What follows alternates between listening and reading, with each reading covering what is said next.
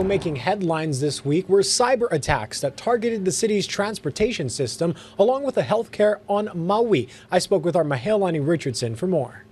Now, Mahea, you've been following these hacks, these outages, and what can you tell us so far? Recap it for us. Well, right now we are on day 6 of the Oahu Transit Services online outage, and what we've learned from a group, it's a cybersecurity firm based in India called Falcon Feeds, they have said that OTS was attacked by cyber criminals, and this group is called Dragon Force, and it's out of Malaysia, and there was a ransomware attack where they had 14 days to pay a ransom. Now, the city says that OTS has not paid any ransom, and it's their policy not to, but it's very disturbing to hear this sort of information.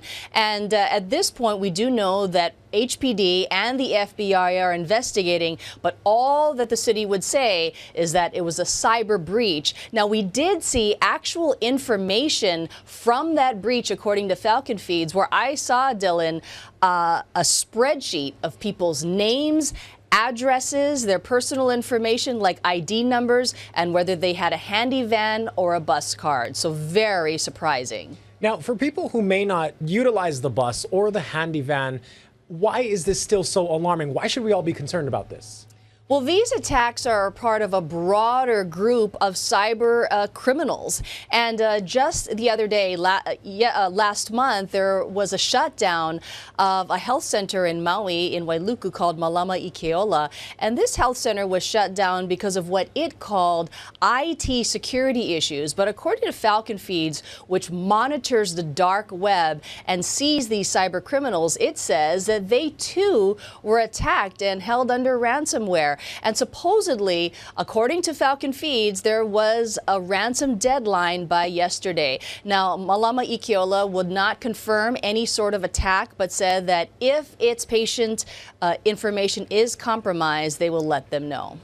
Now, Mahea, how, to have a city services and also a hospital on Maui to both be facing some sort of cyber attack, how unfounded is this? Well, it's actually a lot more common now these days. Cyber criminals, what they do, according to Falcon Feeds, is they go into the system and they hold data hostage. And that's where the ransomware comes out. And that's where there's this negotiation. Now, according to experts, a ransom is not necessarily a large amount of money. It could be a smaller amount of money. And what they do is they target organizations from very large organizations to small organizations, rural companies, anywhere they see a vulnerability, and they hold that information at ransom. And what they do is that then they negotiate with insurance companies for some sort of payment. So really, everyone could be at risk here, and at the end of it all, determining who pays and what pays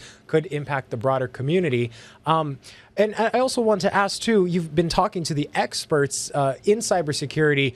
What can people do to protect themselves? Well, Dylan, we hear it inside Hawaii News Now from our own IT specialists, and they repeatedly say, do not click on suspicious links. And that's what these international cybersecurity experts are telling us as well, is that if you get an email and there's a suspicious link, don't click on it and notify your management right away. Another thing that they say is that many of these organizations are vulnerable because of lack of training on the staff and because computer systems, are not regularly updated. And these are things that we constantly hear, but cyber experts say we need to be vigilant and we need to pay attention. And last question for you, going back to the Handi-Van and the bus, you mentioned that it's against policy for them to pay a ransom, but at this point, what can they do?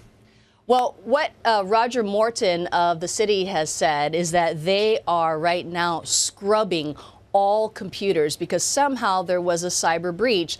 And so what they need to do is go computer by computer to make sure that each computer system doesn't have a virus. Also, what happened on Saturday, because computer systems are down, their GPS system is down, what they did is they shut off all internet connection to the outside world. So I guess no more viruses could get in. And so it's a very lengthy process.